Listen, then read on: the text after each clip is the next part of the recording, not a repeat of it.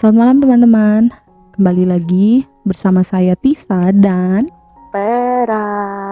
ya, kembali lagi seperti formasi 4-4-2 ya. Oh, bukan. Itu bola ya, sorry. Kembali ke formasi awal. Kembali lagi saya bersama mitra setia saya. Tim support saya, asik. Kak Vera. Apa kabar, Mi? Iya. Halo, baik Tisa. Puji Tisa gimana Tuhan. kabarnya di sana? Baik, hujan terus di sini, di sana hujan? Wow, enggak Tisa, sayangnya. Iya, mungkin Surabaya rada jauh ya awannya. Kayaknya jangan-jangan Surabaya itu bukan Indonesia. Dia di daerah mana dia? Aduh. Tapi ada beberapa memang sudah hujan loh. Tapi kok ya nggak tahu ya Surabaya. Ya, memang spesial ya, kota panas ya, hot city. Iya, teman-teman kita kembali lagi di Point of View Podcast. Kita akan kembali lagi membahas beberapa hal gitu ya, yang akan sama-sama kita ceritakan, diskusi lebih tepatnya. Hari ini kita bahas apa, Mi? Hari ini kita bahas sesuatu yang fenomenal. Ya, membandingkan, ini perbandingan ya Tisa ya. Yeah. Ada kasus yang buat geli, ketawa. Kok bisa gitu itu.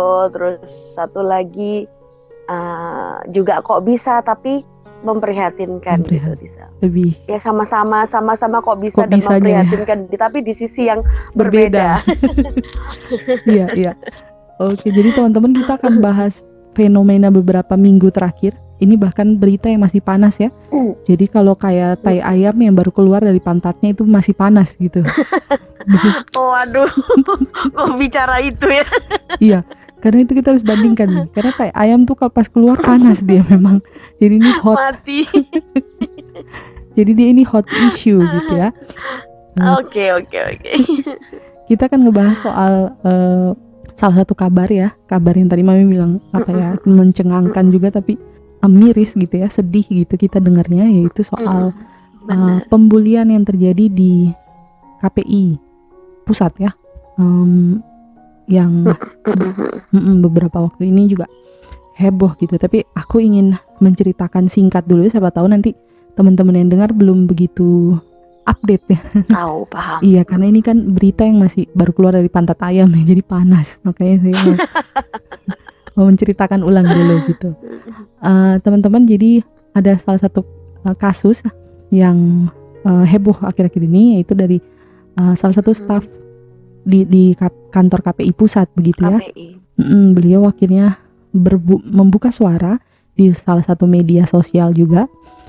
Membuka suara soal beliau yang sudah dibully oleh teman kantornya, dibully selama 10 tahun.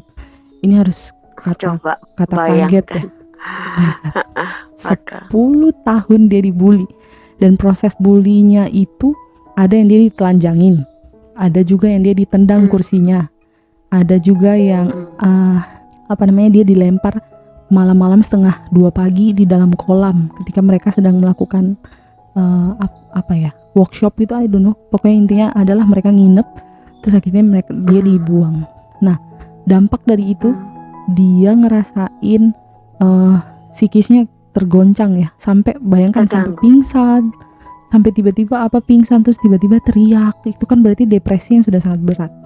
Itu temanku yang belajar psikologi, dia menyampaikan gitu, kalau kita depresi yang udah sangat maksudnya sampai yang udah berat gitu, itu akan impact ke fisik kita. Nah, pernah nggak teman-teman ngerasain kayak deg-degan begitu, deg-degan mau interview kerja terus kita perutnya sakit? Nah, itu sebenarnya kita lagi stres, dalam artian sampai di psikis kita kan, aduh aku nanti jawab apa, dia larinya ke fisik. Nah, to be honest nih, pada saat pertama kali aku mendengar ini, membaca gitu, aku tuh tercengang gitu. Tercengangku gini, oh my god, 10 tahun. Ini bukan sebulan loh. Bukan waktu yang pendek. 10 tahun, bayangin.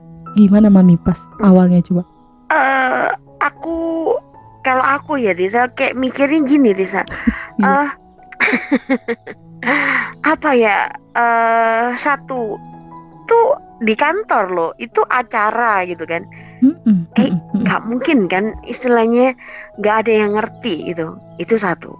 Ya, Otomatis kemungkinan lah sekecil apapun itu ada saksi gitu. ya, ya. Ya kan Tisa.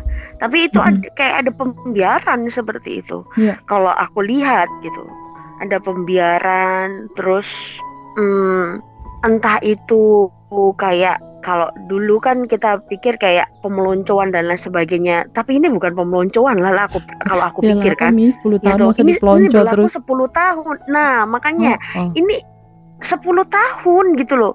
Dan gak make sense kalau itu peloncoan gitu. Peloncoan Ya, aja itu maksudnya untuk sekarang ini itu sudah mulai diperhatikan dan dihilangkan gitu loh untuk iya, hal iya. itu.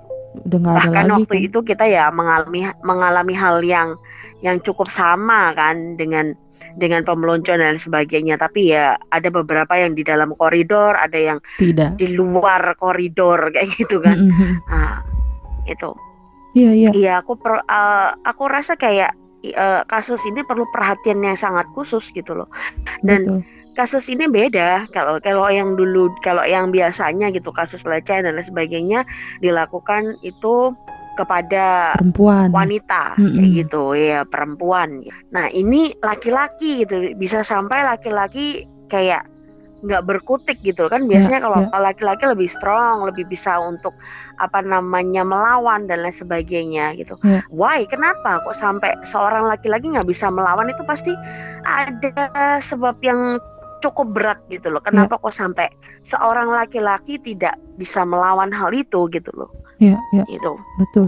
Jadi memang ini aku sih setuju ya bahwa ini hal yang memang banyak sekali pertanyaannya sebenarnya yang akhirnya muncul di dalam pikiran kita, karena kalau dalam pikiran kita pun itu rada kok 10 tahun kok dia tahan gitu loh.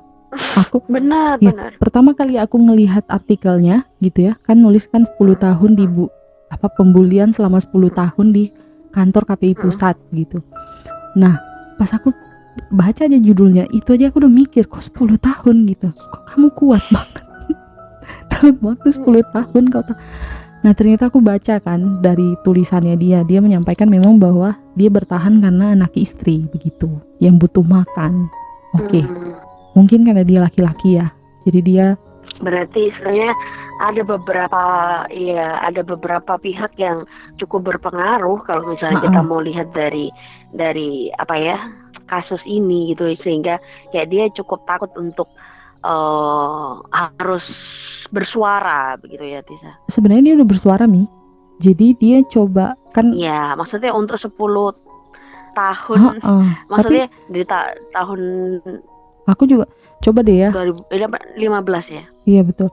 Aku coba mikir aja lah. Kayak contoh, siapa sih yang pertama kali kerja nggak ada ini senioritas? Kalau aku sih ada.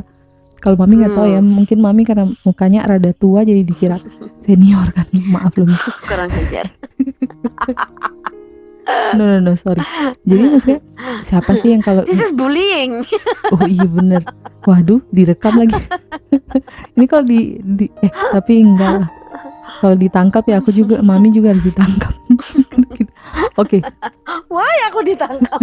Ya ditangkap karena melaporkan, nanti aku lapor balik pelecehan nama baik. Pencemaran nama baik. Heboh kan? Nah, itu juga kejadian, nanti aku ceritain ya.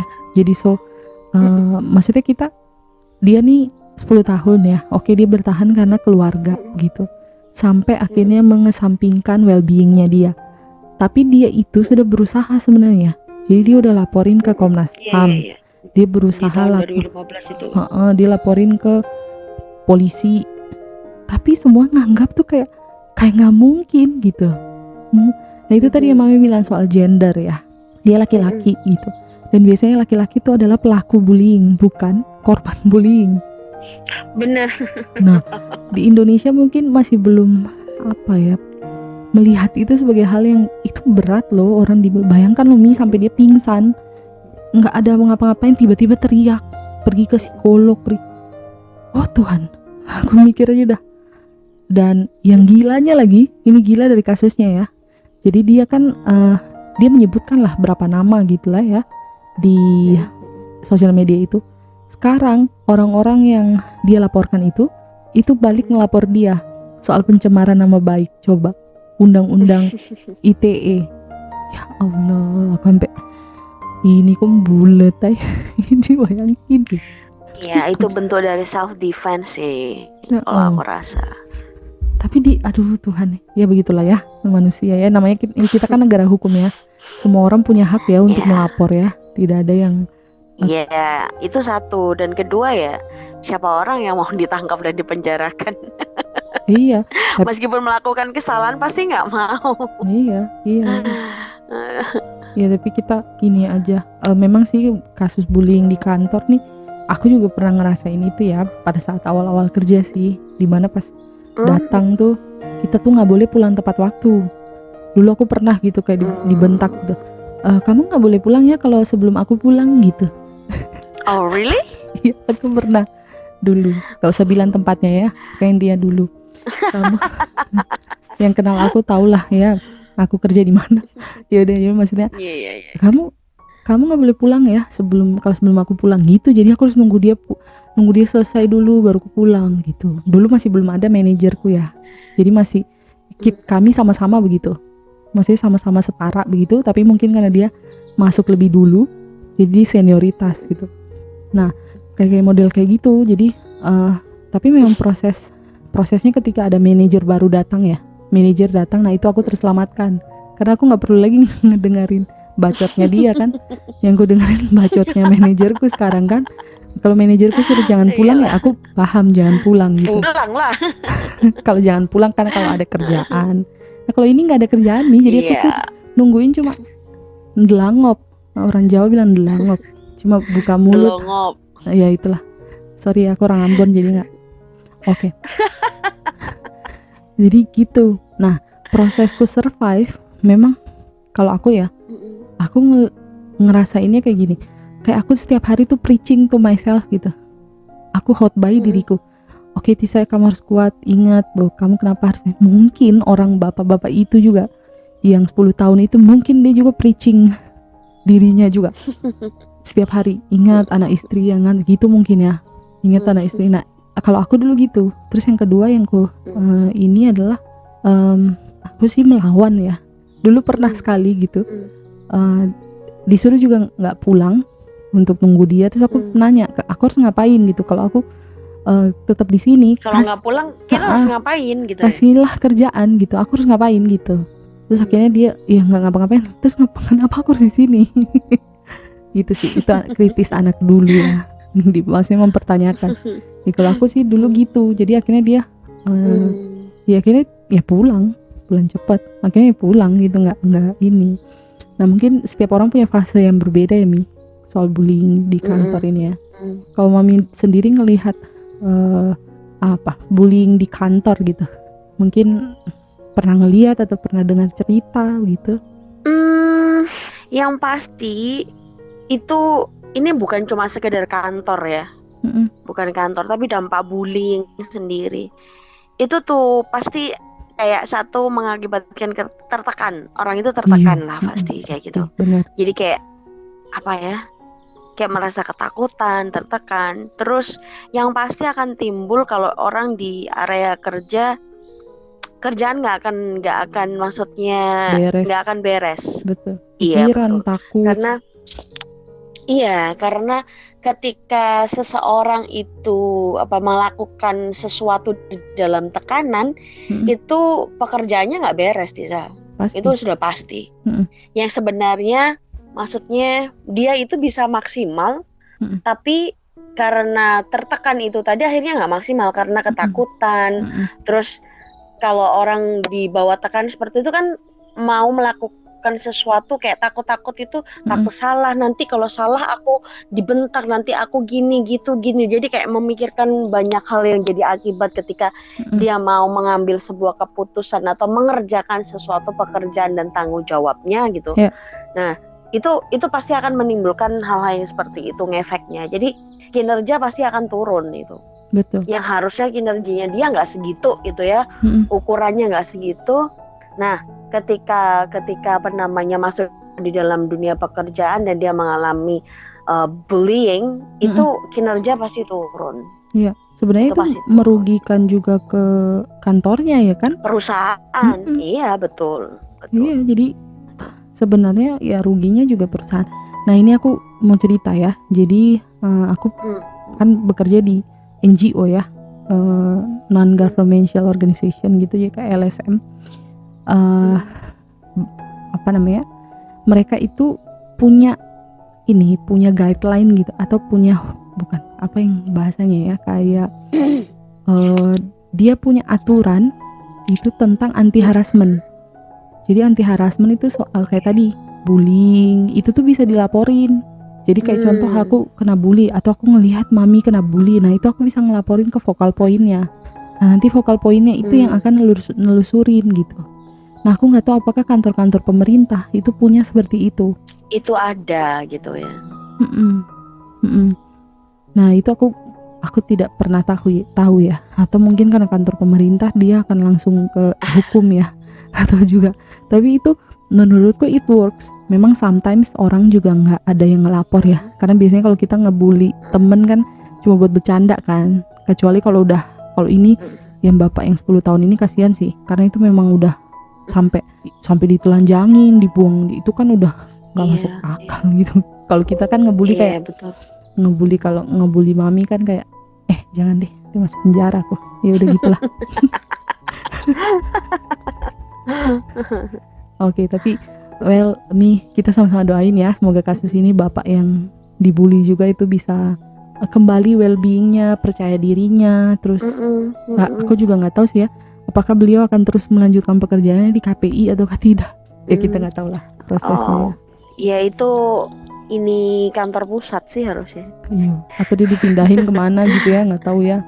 Karena itu traumatis loh. Trauma betul. Trauma. Gila. Iya. Traumatis. Kita, aku aja dulu ya. Aku juga ngerasain bullying di sekolah sih. Mungkin karena aku dari Ambon ya. Jadi bahasa aku kan, aku pernah. Ini jangan ketawa, ini sedih harusnya. Jadi. Okay. Oh so sad. Belum. Nah, jadi. But you laugh. Nah, jadi dulu tuh aku kan orang Ambon kan kalau bilang apel itu kan apel dulu ya kan. Apel gitu kan. Nah, itu aku diketawain satu kelas nih. Nggak berhenti. Itu kayaknya lama banget mereka ngetawain apel. Jadi selama aku di kelas itu aku selalu diejekin apel gitu. Nah, itu tuh traumatis loh. Jadi aku dulu tuh kalau dengar kata apel gitu langsung aku panas. Oh enggak, sorry. Enggak. Apa sih? Nggak nyambung. Ya, oke, kita doain lah ya untuk kasus ini, amin. Dan kita akan, teman-teman juga mungkin bisa sambil pantau juga. Jadi ada satu hal sih yang jadinya kita paham ya, bahwa kekuatan netizen maha benar ini, kekuatan jari-jari 62 ini itu mempengaruhi loh. Akhirnya polisi bergerak loh. Iya betul. Makanya cuma disayangkannya itu kenapa kok sampai harus seperti itu gitu loh, ngerti nggak ya? Ya mungkin harusnya prosedurnya kan bisa dilakukan lebih dulu, waktu-waktu dulu. Tapi gitu. akhirnya nggak kita peduli yang seperti apa. Kita akhirnya mengetahui di mana letak kalau ada kasus yang tidak begitu didengar, nah kita viralkan. Jadi teman-teman, kita punya kekuatan itu, viralkan itu supaya didengar, akhirnya diproses gitu. Nah, ini ada satu lagi kisah yang viral, kisahnya Saiful Jamil. Aku sih kalau buat aku ya, entah aku mau sedih atau gimana ya, aku bingung deh. Maksudnya konsep berpikirnya aku bingung. Aku paham ya, mungkin kalau kita sebagai keluarganya kita kan happy banget dia keluar, betul? Ya kayak contoh lah. Ya kalau keluarga lah ya, kalau keluarga ya mau apa gitu ya. Betul. Itu haknya keluarga kan, menyambut keluarganya untuk kan udah lama keluar dari penjara gitu ya, maksudnya menghirup udara bebas kembali. Nah, yang aku bingungin adalah ini tuh kayak atlet menang Olimpiade kemarin pulang dikalungin bunga, coba bayangin. Iya, itu agak agak nggak masuk akal. Aku juga mikir kok begini. Jadi nggak bisa ngomong. Karena saking speechless ya kan, itu saking anehnya gitu loh. Astagfirullahaladzim. Iya betul. Maksudnya kenapa? Maksudnya kenapa dunia ini bukan berarti kita kayak apa namanya Apa? nggak maksudnya nggak memaafkan atau yang seperti apa gitu. Bukan berarti yang seperti itu gitu. Ya, Takutnya enggak nih lah. ada orang ya gak apa-apa kan kita kayak mau ini apa-apa. Tapi enggak. ketika itu kan sudah masuk ke ranah media gitu kan. Iya, Semua benar. media meliput loh, bayangin. Dan itu media itu gunanya kan untuk mendidik masyarakat. Nah, masyarakat melihat itu gitu. Nah, ketika masyarakat melihat itu otomatis kayak itu menjadi sebuah, dan secara nggak langsung ya, itu menjadi sebuah pendidikan buat masyarakat gitu loh. Jadi lihat itu, oh it's okay kok melecehkan itu, toh aku nanti disambut baik-baik saja. Takutnya seperti itu gitu. Karena ya masyarakat kita ini luas gitu loh, ngerti gak sih? Iya, aku mungkin paham ya. Maksudnya aku mengerti lah. Maksudnya kalau dari sisi keluarga dan fans mungkin. Even aku kalau jadi fansnya dia pun, ini sorry to say ya, ini kan pribadiku ya. Aku nggak begitu mengerti sama orang lain ya. Tapi kalau bahkan ketika aku ngefans sama dia, aku akan stop fans ketika dia melakukan kasus ini. Kecuali kayak gini, ini kasus yang sangat kalau buat aku ya sebagai seorang pendekar anak ya, asik aku namain lah. Itu betul. Kasus oh my god, kamu melecehkan sesama jenis lagi, baru itu anak di bawah umur, gimana caranya dia mentalnya itu, psikisnya dia tuh udah bayangkan nih dia akan aduh Tuhan nih gitu. Itu yang harus kita tuh ngelihatnya ke situ gitu, bahwa apa yang dilakukan dia itu sangat tidak pantas. Terus kemudian ketika dia keluar terus kita sanjung-sanjung, ya nggak apa-apa sih kalau keluarganya ya Tuhan juga pemaaf, betul. Beda lagi. Betul, Tuhan juga pemaaf ya. Tapi Tuhan juga aja nggak dengan disanjung gitu kan. Iya, itu maksudnya kenapa tidak diberitakan biasa saja? Oke, Saiful Jamil keluar, diundang di satu acara kan. Oke, bagaimana, apa yang kamu rasakan? Apakah sudah bertobat? Sudah sadar, hilang? Pembelajaran apa yang ada itu? Kan bisa kan? Iya, aduh jangan deh teman-teman, jangan pernah melakukan pelecehan terhadap anak di bawah umur. Nah, itu kan education. Maksudnya mengedukasi begitu. Educate. Ini keluar dikalungin bunga. Astaga, aku naik kelas aja sama bapakku nggak pernah ngasih aku bunga. Naik kelas dengan ranking baik nggak pernah dikasih bunga. Mau loh. Bukan, udah lewat juga, masa aku mundur. Tapi aneh-aneh gitu ya. Entahlah, aku juga nggak habis pikir. Iya, betul. Entahlah. Jadi kayak kasus ini sama-sama mencengangkan gitu, tapi di sisi yang berbeda. Jadi aku nggak paham sih lah, mungkin orang dengan pandangannya sendiri. Tapi kalau buat aku dengan keluarnya Saiful Jamil terus kemudian heboh dengan segala macam itu, buatku itu aneh dan sangat-sangat kalau aku yang dulu jadi korbannya, aku akan sedih sekali loh. Apalagi keluarga korbannya, itu aku sedih sekali. Sedih dalam artian oh my god, mereka nyanjung dia kayak atlet Olimpiade kemarin pulang dikasih kalungin bunga, terus naik mobil tahu, Ferrari atau apa entahlah, apa yang dinaikin. Iya, betul. Yang kap terbuka itu, ngapain gitu loh. Ya itu sih yang dua kabar, dua berita yang mungkin satu buatku sangat patut untuk dibicarakan, tapi yang satu ini memang oke, mari kita stop saja untuk membicarakannya. Jangan kita kasih panggung untuk orang pedofil ya. Even I don't know ya, dia sudah bertobat atau belum, kita nggak pernah tahu kan, dia sama Tuhan. Tapi yang penting yang kita tahu, maksudnya ya kalau urusan mengenai dia bertobat dan tidak, itu kan secara pribadi urusan dia kan. Ngerti ya entah maksud. Yang kita urus saat ini adalah bagaimana mengedukasi masyarakat yang ada gitu loh, ngerti nggak? Itu aja sih gitu. Jadi ketika sebelum kita mengangkat, ya ini juga buat media nggak tahu ya, maksudnya agak harus lebih hati-hati untuk mengangkat sebuah berita kayak gitu. Jangan sampai karena ini bisa bagus di pemberitaan dan akhirnya kayak dilemparkan di dalam masyarakat tanpa memikirkan hal-hal Betul. yang menjadi akibatnya gitu di Mm-mm. dalam masyarakat itu sendiri. Sudah saatnya maksudnya kita sama-sama membangun masyarakat kita untuk jadi masyarakat yang Benar, lebih pintar lah kayak gitu. betul. Tidak Jangan maksudnya tidak cuma egois mikirin mementingkan, rating deh, benar, betul, mementingkan maksudnya income. apa ya? Dalam tanda kutip kalau kita mau bahasa kasar, perutnya sendiri gitu loh. Mm-mm. Ngerti nggak? Iya. Ya hal-hal ini, mentalitas yang seperti ini juga yang akan menyebabkan koruptor itu bisa. Karena mentalitas yang egois, mementingkan diri sendiri, tidak maksudnya tidak melihat kepentingan orang lain, tidak melihat kepentingan masyarakat luas. Nah, itu yang membentuk masyarakat kita, sehingga atau pemimpin kita atau siapapun itulah yang berdiri dan mempunyai kasus korupsi atau melakukan hal-hal mengenai korupsi, ya mental yang seperti itu yang ada di diri mereka gitu. Iya. Bayangin gitu loh. Maksudnya yang kita lihat ini agak sedikit melebar dikit ya Tisa, karena kayak terpikir di pikiranku ini yang harus kita perbaiki gitu loh. Dalam artian kita harus memperbaiki mental masyarakat untuk tidak mementingkan perut sendiri kayak gitu loh, mementingkan pribadinya sendiri kayak gitu.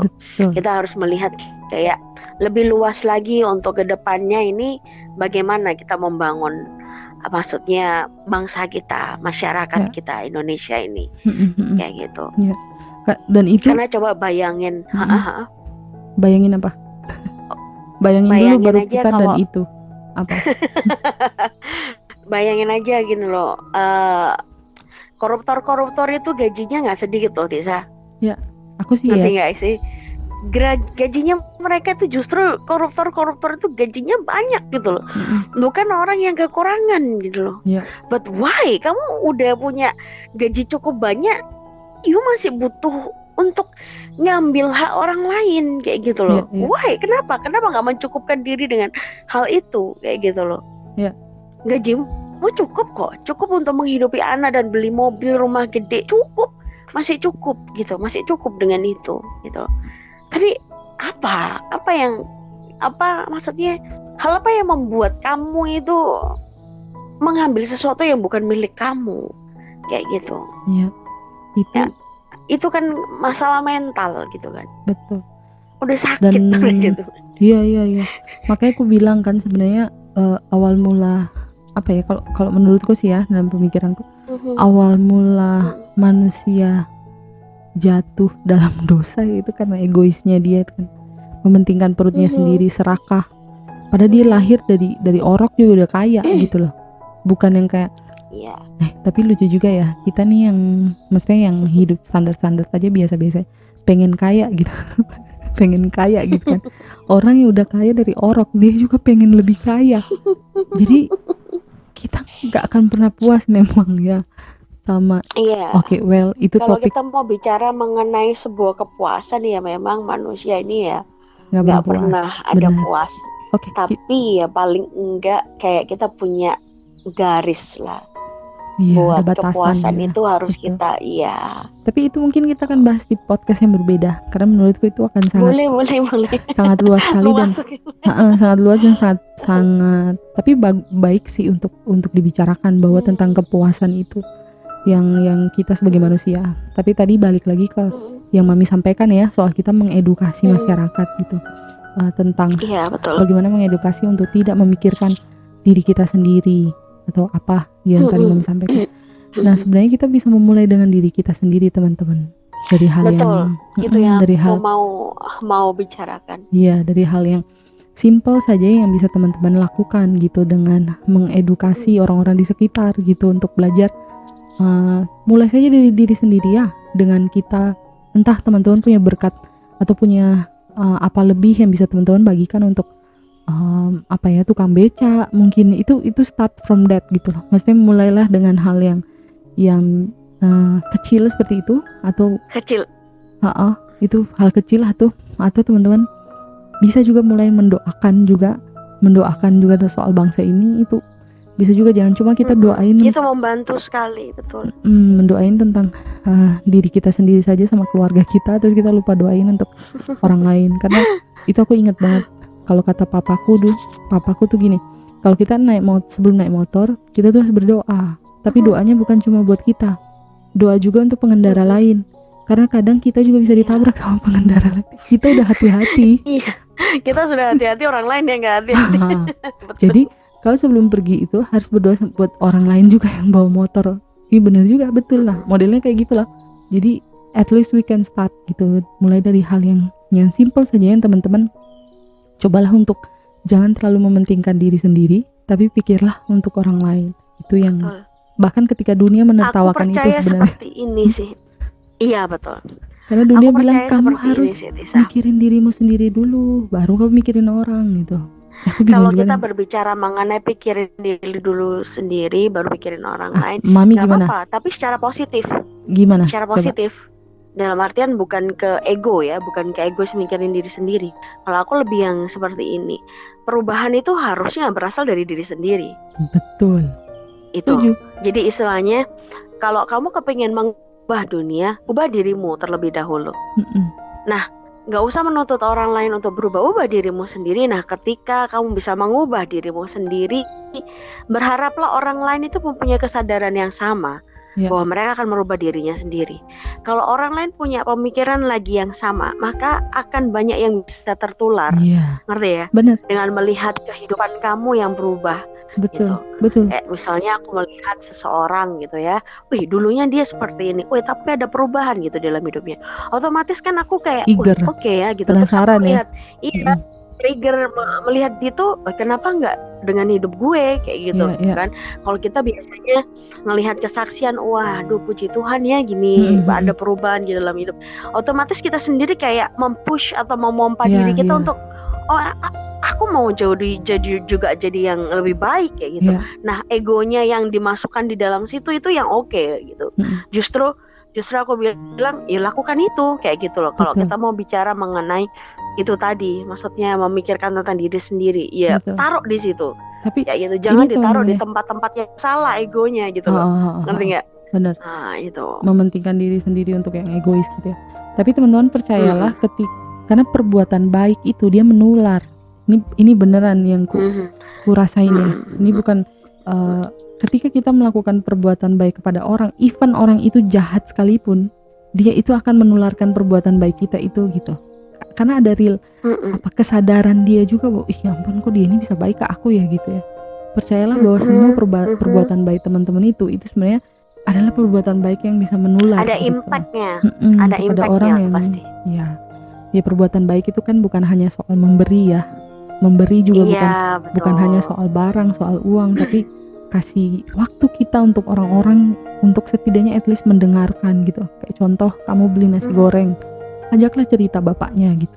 Apa yang dipikirin bapaknya, apa kesusahan bapaknya. Setidaknya cuma kalian mendengar, memberikan waktu mungkin 15 menit sambil nunggu nasi gorengnya selesai. Kalian bisa ngajak cerita bapak-bapak nasi goreng itu gitu. Itu hal simpel aja, sedikit bebannya dia udah berkurang dengan dia cerita gitu. Jadi betul. Itu sih yang mengulas tentang ini ya, manusia itu manusia sosial yang kita sudah bicarain di podcast kita waktu awal gitu ya. Mereka butuh untuk cerita kayak gitu. Jangan nanti kau pergi beli nasi goreng pakai headset. Ya Allah, gimana caranya kau mau cerita? Hidup sama duniamu sendiri. Oh, tapi dulu bener loh, Mami mungkin tahu juga ya. Aku tuh suka banget pakai headset. Sampai Mami tuh betul. Ini kuping. Aku sampai bilang kamu nggak sakit telinganya. Begitu. Masih ingat kamu ya aku bicara gitu. Itu pas aku kuliah sih. Pas zaman kuliah tuh I'm really happy with my earphone. Seneng banget. Jadi kayak punya dunia sendiri begitu.